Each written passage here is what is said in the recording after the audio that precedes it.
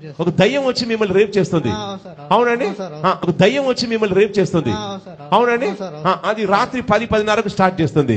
అవునా? దాన్ని వదిలించుకొని పోవే పోవే దయ్యం పోవే పోవే అంటా ఉంటారు. పో అంటే నువ్వు నాకు కావాలి, నువ్వు నాకు కావాలని ఆ దయ్యం మీకు చెప్తుంది. నువ్వు నాకు కావాలని ఆ దయ్యం మీకు చెప్తుంది. చర్చిలకు వచ్చే జనాలతో పాస్టర్లు రకరకాల సాక్ష్యాలు చెప్పిస్తుంటారు. ఇప్పుడు పాస్టర్లు అయినా ఎన్ని రకాల సాక్ష్యాలు చెప్పగలరండి? ఎన్ని రకాలవి క్రియేట్ చేయగలరు? అంటే ఇవన్నీ అబద్ధాలు కదా. సో అది క్రియేట్ చేయాలంటే ఏదో కొత్తది కనిపెట్టాల్సి వస్తుంది. సో ఇక్కడ ఒక మనిషిని తీసుకొని ఆ మనిషిని ఒక దయ్యం వచ్చి గ్రేప్ చేసింది.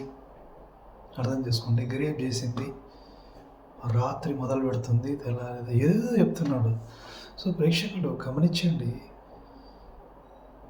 చర్చికి వచ్చే వాళ్ళని ఎంత పిచ్చోళ్ళని చేస్తున్నారు జనాలు. ఈ పాస్టర్లు పిచ్చోళ్ళని చేయడం కాదండి, దీన్ని రికార్డ్ చేసి సోషల్ మీడియాలో పెట్టి ఎంత దరిద్రం, ఎంత ఈ ఇన్స్టాగ్రామ్లో యూట్యూబ్లలో ఈ దరిద్రాలే కనిపిస్తాయండి. అది పోయి మనలాంటి వాళ్ళకే కనిపిస్తాయి. కనిపించినప్పుడు మనం ఊరుకోలేం కదా, దానికి ఏదో కౌంటర్ పెట్టాల్సి వస్తుంది, రీల్ చేయాల్సి వస్తుంది. సో ఈ దరిద్రాలని ఇంకెన్ని రోజులు చూడాలో అర్థం కాదు. బైబిల్ గురించి చెప్పుకోలేరు, వాళ్ళ దేవుని గురించి చెప్పుకోలేరు, ఈ పనికి మాలన్నీ చెప్తుంటారు. అసలు దయ్యము గ్రేప్ చేయడం ఏంటండి? అర్థం కాలేదు.